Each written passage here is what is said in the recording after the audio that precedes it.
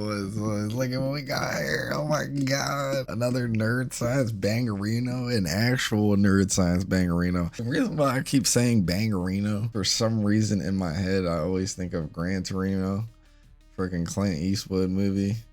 And that's the only reason why I say bangerino, because I think of Torino, Gran Torino, every time I say bangerino. Something like that. I don't know. It's like weird, but could Batman survive Wolverine? Batman could easily survive Wolverine. Wolverine could gut Batman to death if he wanted to, though. But I hope we get like a weird, strange twist at the end of this, where Wolverine's just like Batman impaled on his claws. And no, that would be cool. Level of Wayne Enterprises, and the only sound is something breathing inside a reinforced glass tank. Batman knows every inch of his own building. He built the security systems. He wrote the access codes. He approved every contractor. So when his scanner picks up a sealed chamber that isn't in any blueprint he's ever signed, he knows immediately. The Court of Owls has been running a black project inside his own walls. He steps closer to the glass. The water bubbles. Then two metallic claws slide out of a fist the size of a sledgehammer. Can Batman actually survive Wolverine? Let's find out. Batman hacks the terminal in under 40 seconds. Can he survive right out the tank, Wolverine? No. Right out the tank, Wolverine is like,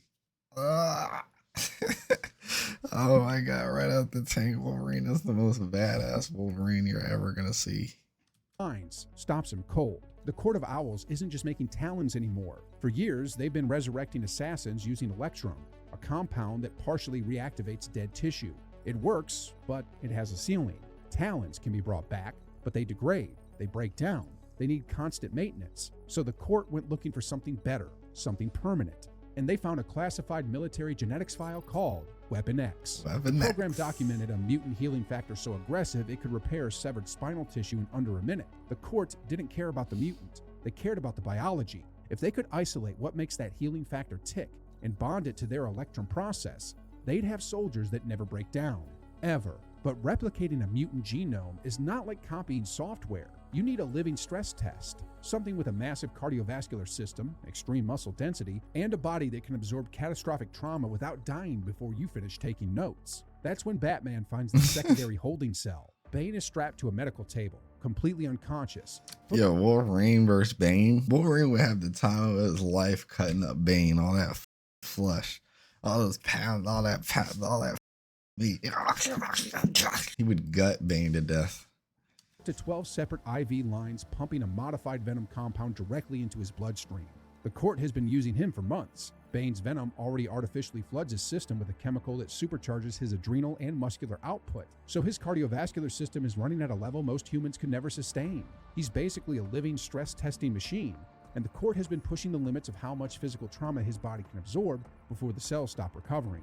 Here's the science that makes this genuinely disturbing. Bane's modified venom elevates his blood pressure to somewhere around 280 over 160, which in a normal person would cause immediate stroke. His heart is pumping at nearly 3 times the standard cardiac output to keep up with the muscle demand. What the court was measuring is called the recovery ceiling, the point at which traumatized tissue stops regenerating and just dies. They needed that number because Wolverine's healing factor blows right past it. They were trying to map where Bane's ceiling was, so they'd know how far they still had to go. Batman has seen enough. He pulls the Arkham Emergency Cryo Spike from his belt to start stabilizing Bane's vitals remotely. Then, the temperature in the room spikes 8 degrees in 4 seconds. The primary tank starts draining. Batman loads Arkham-grade explosive gel onto the nearest support column and backs toward the rafters, because whatever the court put in that tank is not waking up calm. He can already hear the glass starting to stress from the inside. Not from a tool, not from a device, from a fist. The glass doesn't shatter all at once. It spiderwebs from a single impact point, holds for half a second, and then the whole face of the tank blows outward in a wall of water and pressurized gas. Logan hits the floor on all fours, and he does not look like a man who just woke up. He looks like something that has been furious for a very long time and finally has a room to be furious in. His eyes are completely white. His breathing is this low, rhythmic snarl that doesn't stop between inhales. 6 adamantium claws are fully extended. Berserker rage is a real physiological state. It's not just anger. When the human brain goes into full threat response overload, the prefrontal cortex, the part responsible for planning, restraint, decision-making, essentially goes offline. What's left is the amygdala running the whole show. which means pure threat and response, nothing else. Logan's version of this is amplified by a healing factor that is simultaneously flooding his system with adrenaline, cortisol, and a cocktail of stress hormones that would kill a baseline human in about 90 seconds. He's not going to negotiate. He's not going to hesitate. He's going to attack the first thing that moves. The first thing that moves is Bane. The alarms tripped by the tank breach are loud enough to cut through the sedative compound still in Bane's system. His eyes snap open, and he rips the IV array straight out of the table mountings without even looking at them. Bane has woken up in bad situations before. He scans the room, clocks Logan as the obvious threat, and makes the exact wrong decision. He charges. This is where we have to talk physics, because what happens next is not a fight. It's a material science demonstration. Bane is somewhere around 350 pounds of venom-enhanced muscle moving at full sprint. His chest is the width of a refrigerator. He has broken Batman's spine with those hands. By every conventional metric, he is one of the most physically dangerous human beings on the planet. Logan doesn't block. He doesn't sidestep. He just drops his shoulder and lunges forward into the charge. And the 6 claws go in at a flat angle toward Bane's chest. Here's the real-world science of what happens. Adamantium claws striking at that velocity create a localized stress concentration that exceeds the tensile strength of any biological tissue. There's no resistance phase, no deformation period. The claws don't push through. They simply arrive on the other side. Imagine being able to build an app with your That's name on it. crazy. Just by thinking about it. Meet Base 44. They don't push through. Bane's cardiovascular system, already running at 3 times normal output thanks to the venom, doesn't absorb that shock. It transmits it. The aortic arch is the largest artery in the human body. It sits behind the sternum.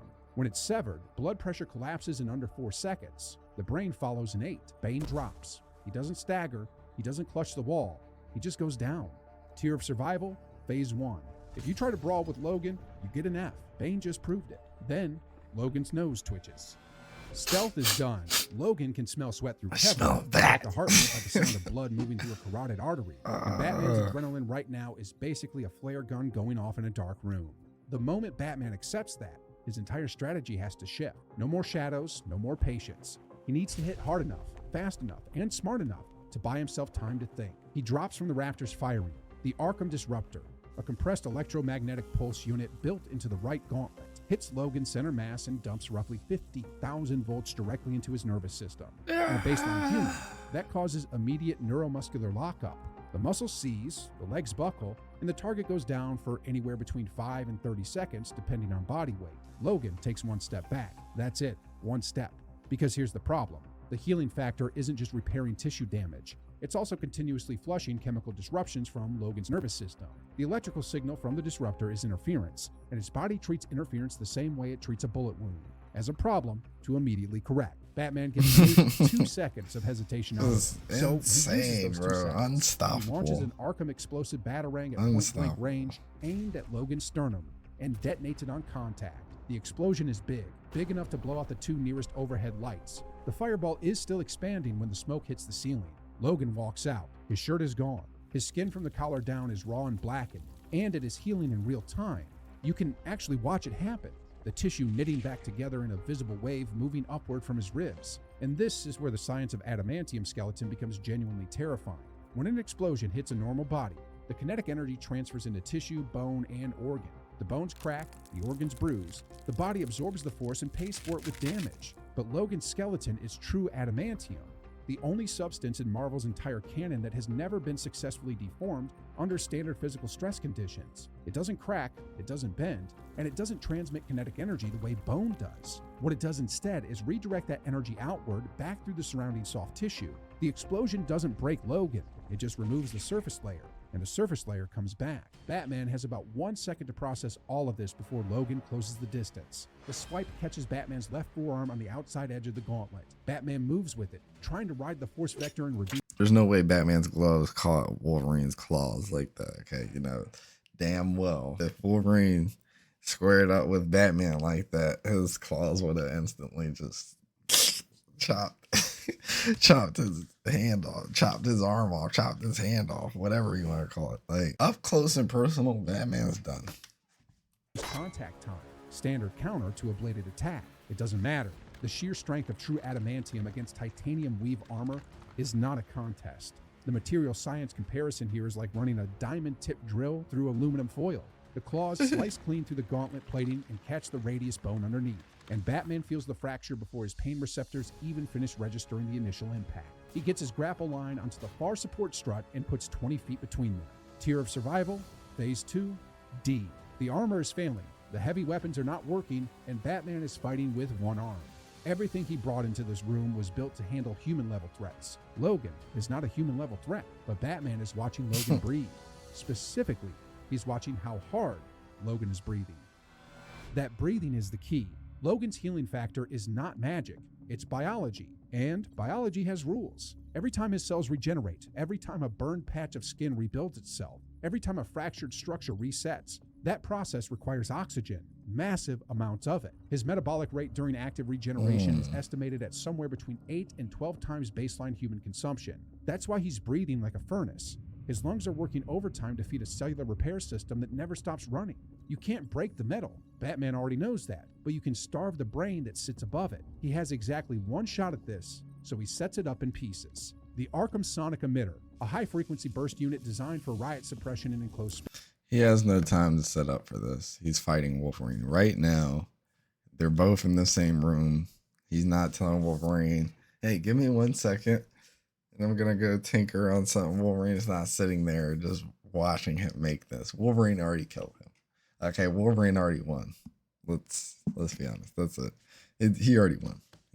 Faces goes off at 190 decibels, tuned specifically to the range that causes maximum inner ear disruption and enhanced physiology. Logan's hearing is his greatest tactical asset and his greatest vulnerability. The same sensitivity that lets him track a heartbeat through a wall means a sonic spike at that frequency hits him like a spike through the skull. His hands go to his ears. His claws rake the floor. He drops to one knee. 4 seconds. That's all Batman gets. He uses 3 of them to cross the lab on the grapple line, swinging low and deploying the Arkham Cryogel canister on a contact trigger aimed directly at Logan's face and chest. Cryogel was originally designed for rapid structural containment. Spray it on a falling support beam and it expands and hardens in under 2 seconds, rated for minus 80 degrees Celsius at the point of application. Batman isn't trying to trap Logan's arm. He's trying to seal his airway and freeze the upper respiratory tract before the healing factor can compensate. It works. Logan gets one clawed hand up, but not fast enough. The gel floods his nose and mouth, expands across his chest, and locks hard. He hits the floor on his side, and for a moment, the only sound in the room is Batman's own breathing. Here's the physiology. When oxygen delivery to the brain drops below critical threshold, a state called hypoxic hypoxia, you have roughly 4 to 6 seconds of conscious function before cognitive systems start shutting down, 10 to 15 seconds before full loss of consciousness. For a baseline human, that's the end of the fight. For Logan, the healing factor starts fighting back immediately because cellular asphyxiation is damage, and damage is what it exists to fix. That process takes energy, and energy requires oxygen he doesn't currently have.